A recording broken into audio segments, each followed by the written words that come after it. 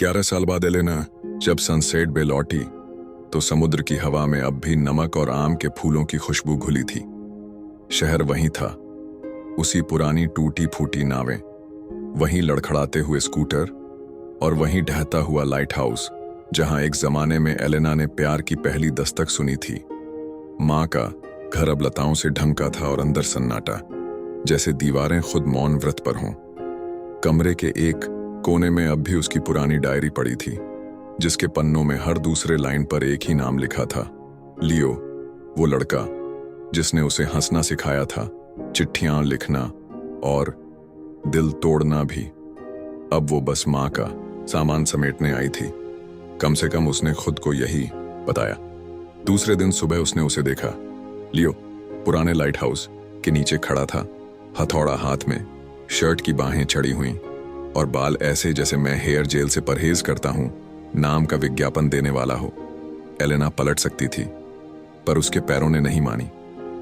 Elena, उसने कहा मुस्कुराकर, जैसे वक्त ने कोई खास सबक नहीं सिखाया हो। हाय लियो, एलेना बोली, पर उसका दिमाग पीछे जा चुका था।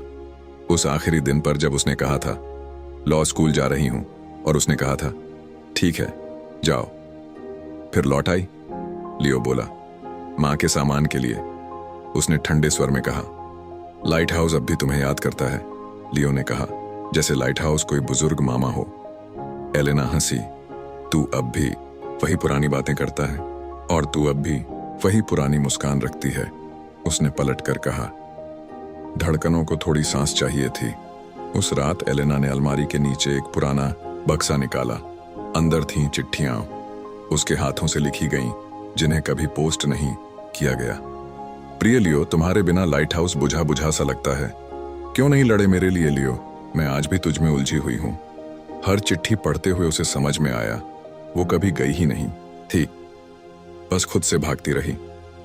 तीसरे दिन बारिश हुई। शहर में बिजली तो गई नहीं, लेकिन स्कूटर की सांसें जरूर फूल गईं। एलेना भागते हुए मायस कैफे में घुसी। लियो वहां बैठा था, कॉफी के साथ, अकेले। जाहिर है एक ही टेबल खाली थी, लियो के सामने वाली। कैफे की आंटी माय ने मुस्कुराते हुए इशारा किया, जा बैठ बेटी, तू दोनों की किस्मत में कॉफी और पाई लिखी है। एलेना बेमन से बैठी। लियो ने कहा, अब भी आम की पाई तेरी कमजोरी है? अब भी तू सवालों से शुरुआत करता है? पाई में पहला निवाला दोनों ने साथ लिया, फिर चुप्पी। मैं इंतजार करता रहा, लियो बोला, पहले हर हफ्ते, फिर हर महीने। मैंने चिट्ठियां लिखी, एलेना बोली। मैंने भी, उसने धीमे से कहा। शब्दों का वजन मेज पर रखा कॉफी मग से ज्यादा भारी था। आखिरी दिन लियो उसे लाइट हाउस के ऊपर ले गया। हवा तेज थी और नीचे समुद्र नाच रहा था।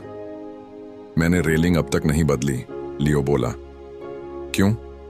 एलेना ने पूछा। सोचा कभी लौट आई तो वही रेलिंग उसे पहचान ले। एलेना ने थमा सांस ली, फिर चुपचाप अपना पर्स खोला। चिट्ठियां थीं। लियो ने भी अपनी जेब से एक कागज निकाला, पुराना, मुड़ा हुआ और थोड़ा नम। उसमें लिखा था, अगर तू कभी लौटे तो मैं यहीं मिलूंगा, तट के पास, हवा के साथ। एलेना की आंखें नम हो गईं। मैं फिर से डरती हूं, उसने कहा। मैं भी, लियो बोला। फिर पहली बार बिना वक्त देखे, बिना भविष्य गिने, उन्होंने एक दूसरे को चूमा। सिर्फ चूमा नहीं, समझा। 1 साल बाद लाइट हाउस अब नया लग रहा था। रेलिंग चमक रही थी और एलेना बिना जूते पहने, बालों में आम के फूल लगाए, लियो के साथ सनसेट देख रही थी। कभी कभी प्यार किसी शोर में नहीं आता, कभी कभी वो बस लौट आता है, उन चिट्ठियों की तरह जो भेजी तो नहीं गईं पर हमेशा दिल में थीं।